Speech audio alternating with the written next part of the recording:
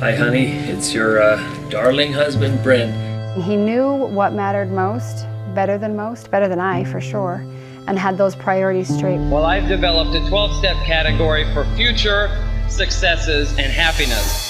He just has this way of focusing on what it is that he knows is right and what is important. There are three great loyalties that have guided my life and everything in it: God, family, and country. We have with us here today Private First Class Taylor. While I am far from perfect in any of these respects, I have given my life to serve all three of these loyalties whenever and however I can. It's going on an airplane to Iraq. Yeah. Can you say Iraq? He was always serving, just helping others. And today I'm announcing that I will be deploying to Afghanistan. His job as a mayor was also service, so he was just always serving and putting others before him. And I thank you for allowing me to serve you. Service is not just lip service, that you really have to be willing to sacrifice. It is a sacrifice. Their father is gone for the rest of mortality. I want you to know I'm prepared for this, spiritually, mentally, and physically. But I think sacrifice is always coupled with honor.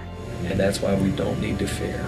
And I hope our children will see that, even in the midst of their sacrifice, that the blessings will come. So I love you for that, honey. Stay strong, and I can't wait to see you again.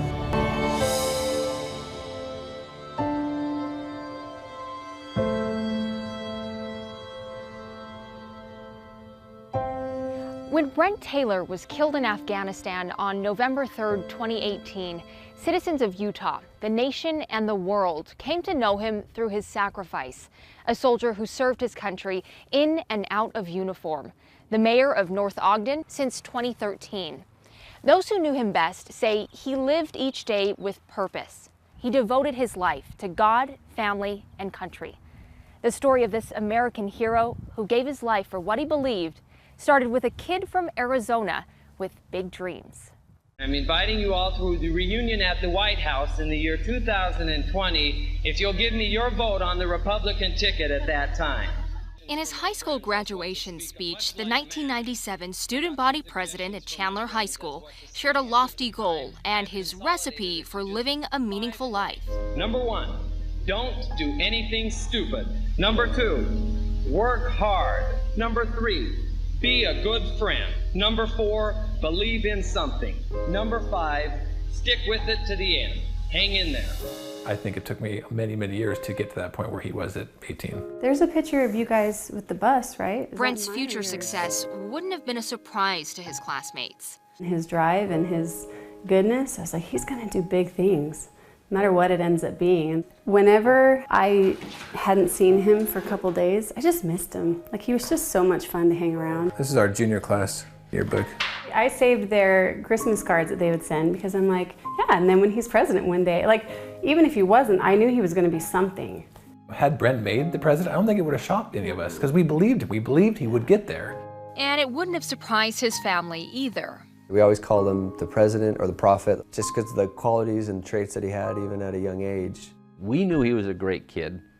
And even from day one, we knew there was something different about him. You know, from a young age, spiritually, emotionally, mentally, he was just focused different than most people. With everything in his life, he was really driven to be the best. Leadership came naturally to Brent, sometimes at the expense of his siblings. He'd be like, hey guys, you know, in the evening after we've eaten dinner or something, let's help mom out, let's do the dishes, we'll clean up in here and stuff.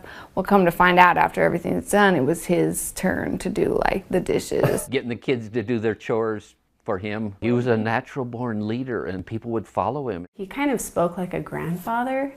Not that he had an old voice, but he just spoke with this older wisdom that you did not expect from a teenager. He was the kid at church with the suit on, the whole jacket, the vest, everything. He was the oldest 24-year-old any of us knew. But Brent also had a silly side. This is a picture of Brent when he was cleaning our apartment. He had put on that apron and those gloves and that hairnet, as a dramatic way to show us, hey, I am cleaning here, come help. He struggled in athletic endeavors. He was a good referee. Correct, yes. Because he was fair. So he would end up being like the referee or the umpire just so he could be included with the group. Not that we were great or anything, but Yeah. he was pretty poor. I am unknown to your family, but we do have a great deal in common. When we were on the flight, they made an announcement, just said, you know, there's family on board traveling to Major Brent Taylor's funeral. And so they passed out, you know, just cards. I haven't read any of these. Collected them back at the end of the flight and gave them to us, so. Words cannot express their gratitude from my family to yours for your service and your sacrifice. Mike Peterson.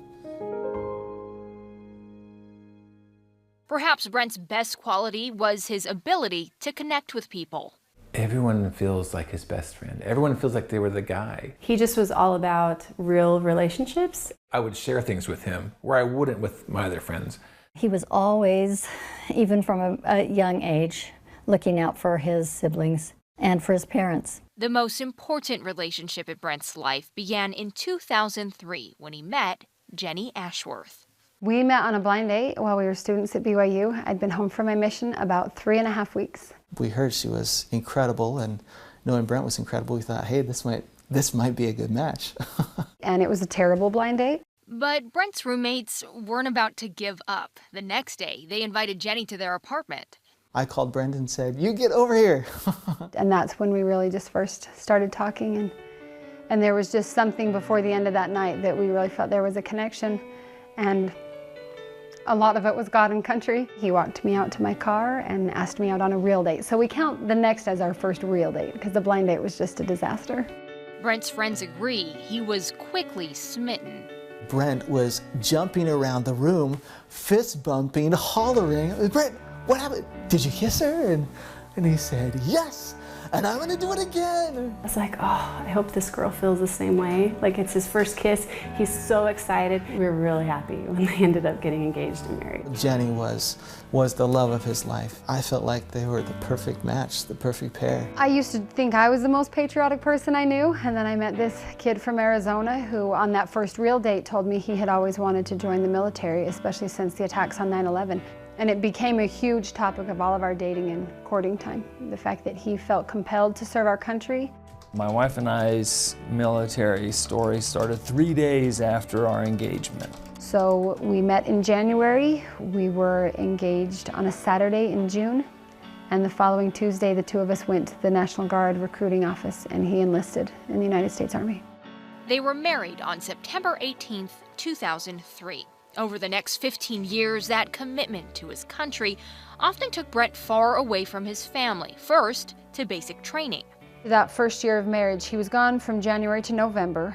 And then on 4 year-long deployments to the Middle East, Mosul, Iraq in 2007, Baghdad in 2008, Kunduz, Afghanistan in 2012.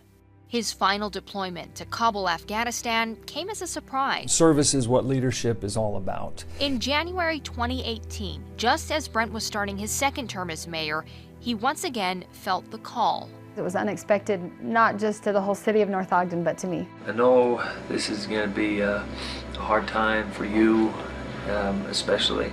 He knew he had my support. He wouldn't have gone without it. And I appreciated that he wouldn't have gone without it. And I want you to always remember that I love you. And nothing mattered more to Brent than his children. His heart was always here. Just a huge heart for family. Brent went to Afghanistan the final time to train a team of Afghan soldiers. Right now there is a need for my experience and skills to serve in our nation's long-lasting war in Afghanistan. One of those soldiers took his life on November 3rd, 2018. The news came as a shock to his family. Brent was just 39. So I was in Provo.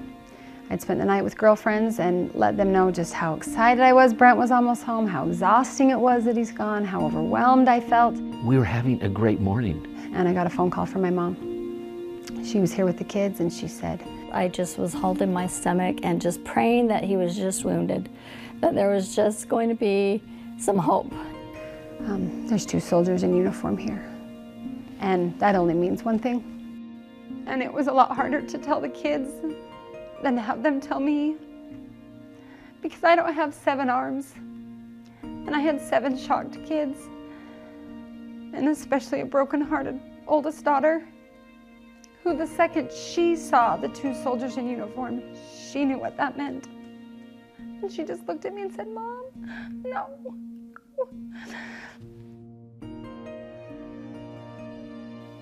It's one thing to have my own grief. Brent and I made these decisions together.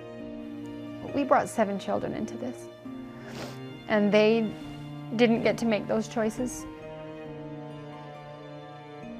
I carry the names of all my friends and soldiers that have been killed since 9/11 in my hat. Brent Taylor's number 16 on my list. They're real people that had families, hopes, dreams, ambitions. So it's very painful. It is anticipated that I will serve for a period of 12 months. The price of freedom surely feels incredibly high to all those of us who know and love our individual soldier. But the value of freedom is immeasurable to all who know and love America. It wasn't just our small community where he actually was, but it was people everywhere who just heard his story and they wanted to reach out to us. And I have been reflecting on the impression he made on young soldiers. It's a representation of the love people have for military families. He was always there for us. Brent's commitment, Brent's dedication, Brent's sacrifice resonated with people. It was so bizarre to watch it just explode. I felt such a peace and such a reassurance that especially in those first few days, the strength that I was able to carry came from the millions of people praying for our family.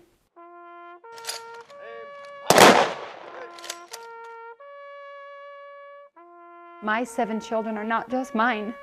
They are mine and Brent's, and they were first God's. And certainly if I love them the way I do, and if I'm worried about them the way I am, so is Brent wherever he is, and so is God.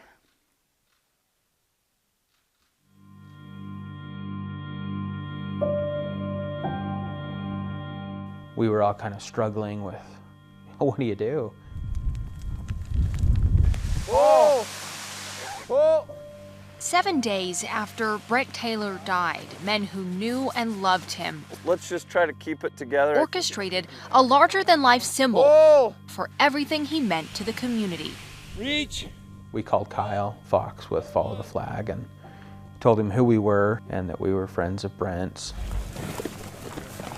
However, I told them, I have the flag, I have some rigging, but you guys are gonna have to be the manpower on this one. Plans were underway to unfurl the flag in the early morning hours of Veterans Day. So we're flying this for everybody who's ever served our country. Thank you for being here and honoring Brent and those who served us.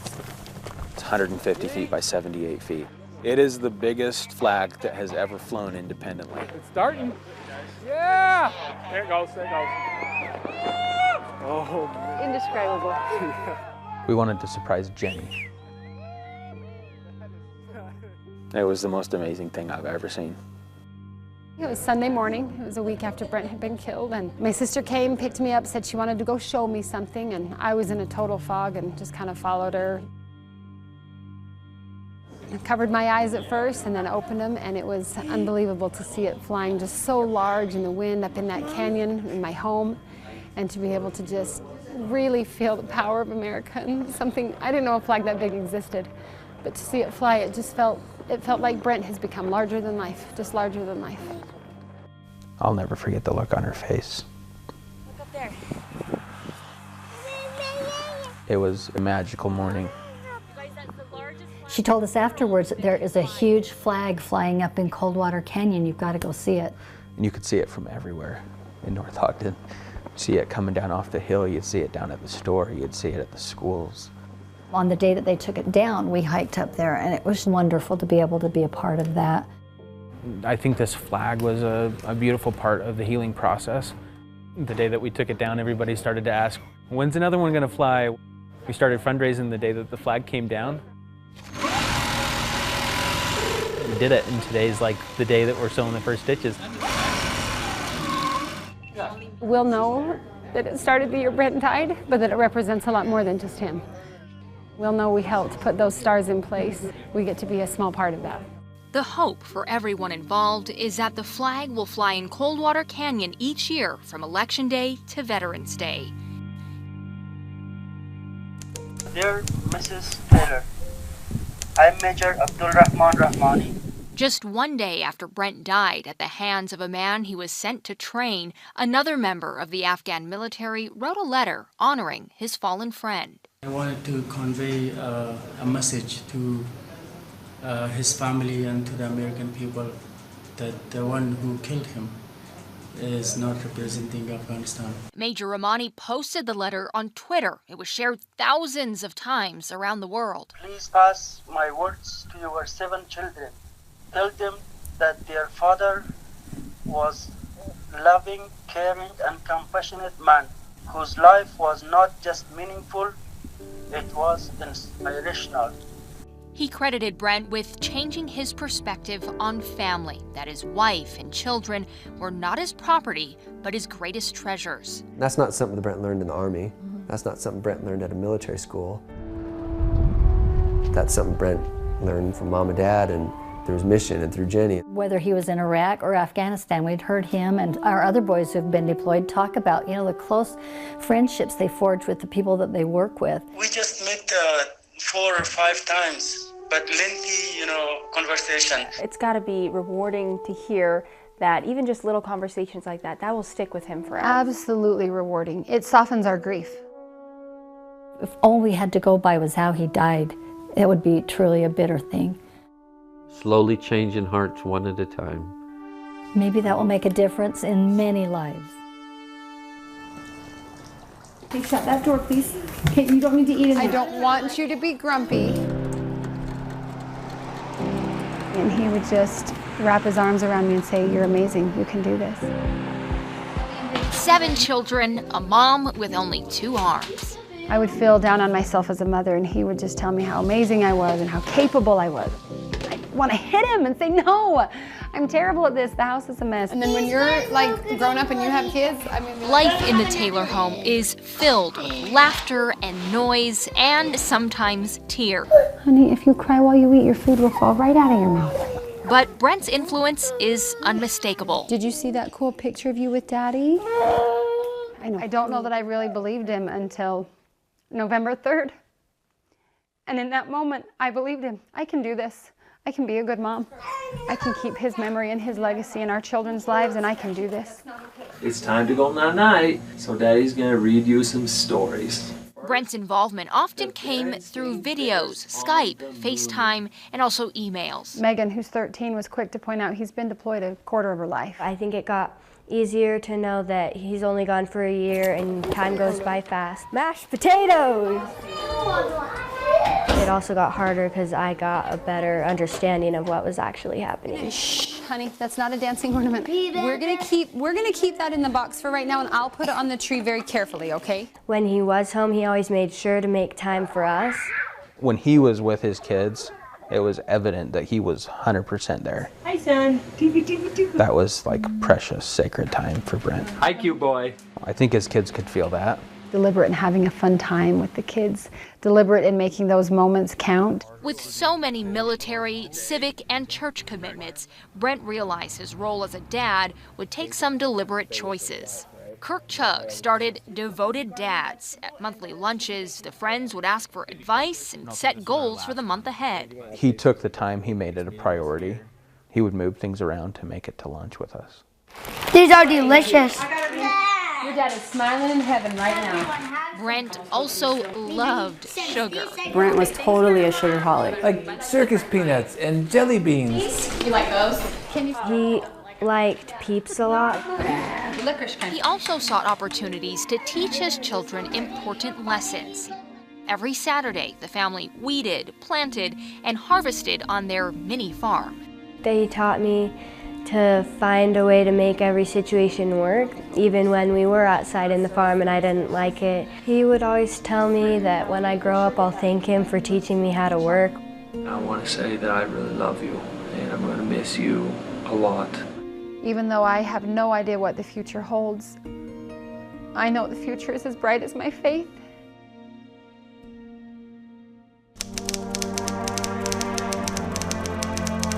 2 weeks before Brent was killed, another soldier he served with died. Brent's last public Facebook post praised his Afghan friend for fighting hard for free elections in his own country, and it encouraged Americans to vote in our election. He kind of wrote his own eulogy almost with that last post that he put on Facebook. He felt that democracy, again, was God-given. It's not America's way, it's not George Washington's way, it's not Brent Taylor's way, it's the Lord's way. That love for freedom never wavered for Brent. It inspired his military service, his political goals in North Ogden, and his love for the American flag. He'd put it up in every apartment that he was in on his mission, and he would say his pledge every day. He'd have this U.S. soil in a little jar. He loved Andrew Jackson. One look around Steve and Tammy Taylor's home, and it's not hard to see what inspired Brent's love for his country. It was just the colors that I gravitated to, and it just became my thing. Mom was never like, you guys are going to join the military, and I think she was quite surprised that we all did. I know if we could talk to Brent today, he would say, I'm proud to have had the opportunity to give up my life for this flag and my country. First Sergeant Garrett Johnson served with Brent during his first deployment in Iraq. He wasn't one that would ask of someone something that he wouldn't do. And that's the type of leader that really inspires people, that they're doing the same things they ask of those that they lead. There was no fear in him. He wasn't living his life worrying about the next shoe that was going to drop. Brent was out making stuff happen. You know, sometimes you'd have leaders say, well, it's my way or the highway, but if it was wrong, regardless if they outranked him, he spoke and said, no, I don't agree with this. Serving as mayor of North Ogden City. That purpose carried over into civilian life. And the thing we bonded first over was this idea of fixing the political divide in our country, in our state. We are not Democrats first. We are not Republicans first. We are Americans first. We're actually all on one team. But he was willing to stand up and ruffle feathers when he felt it needed to be. I saw some of his enemies become his best friends. It was always about consensus and bringing the group along, and if the group went a different direction, then he supported it and went that direction with them. Merry Christmas, everyone. Just here at the... 2 years ago, we had a humongous windstorm here, and I think we ended up losing over 500 trees in the city. He was one of the first ones out there with chainsaws. I don't think he ever went home that night. He was the quintessential example of improving your area of influence. He truly was the perfect mayor and the perfect boss. He left us better than we were when we met him. We'll never know what he could have done, but I do know it would have been great. He could have been in Congress. He could have served as the governor of our state. There's no question that we're worse off because he's not here. Hey Dad, it's Brent, just calling to say hi. Yep, September 30th, 2018. Just wanted to say I love you and treasure it forever. Talk to you soon. A voicemail, a home video, I am a child. reminders of his faith. Hey, you sing. His commitment to the Savior Jesus Christ is paramount. He would always stick to his own beliefs and stick to what he really had faith in. He shared with me, you know, Chad,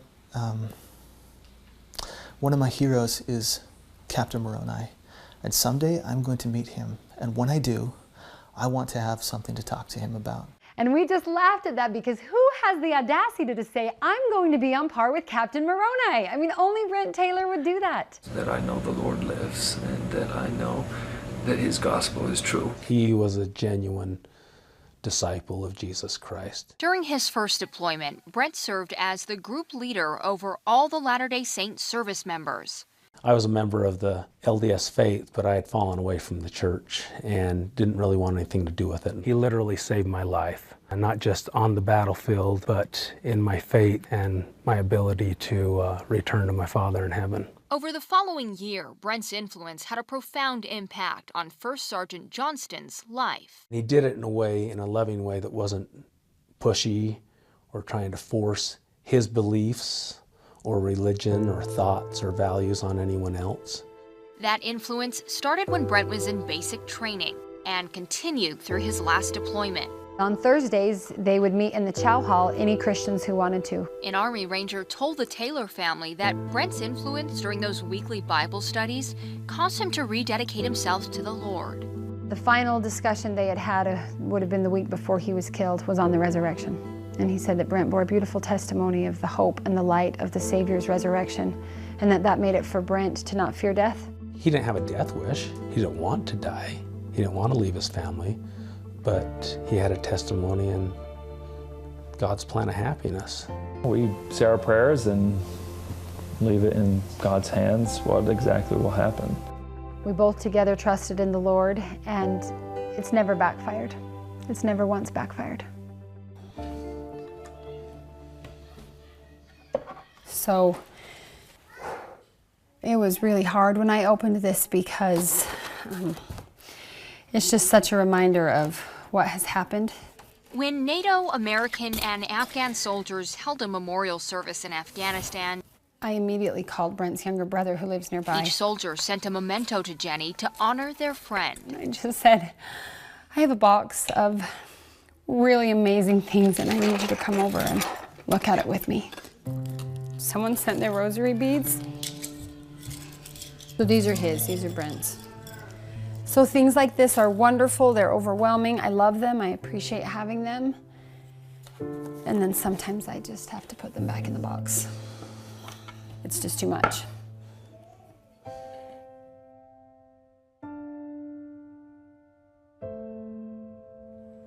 Many words have been used to describe Brent Taylor: American hero, politician, husband, father, friend. The legacy he leaves in each of those roles is a thoughtful, deliberate approach to life. A life of service and usefulness. A life worth emulating. And what is it God wants you to do? What is it God is willing to let you do in this world? For him, it was all about people. Listening to people, sitting by people, coming to understand people. There are ways all around us to brighten someone's day, to lift another's burdens, and to make our city, state, and country a better place. And I think that's something each of us can aspire to, in or out of the military, in or out of politics, in or out of the public eye, wherever we are. Lastly, I charge you once again to go out, be happy, find peace, and make a positive difference in the world. Thank you, good luck, and Godspeed.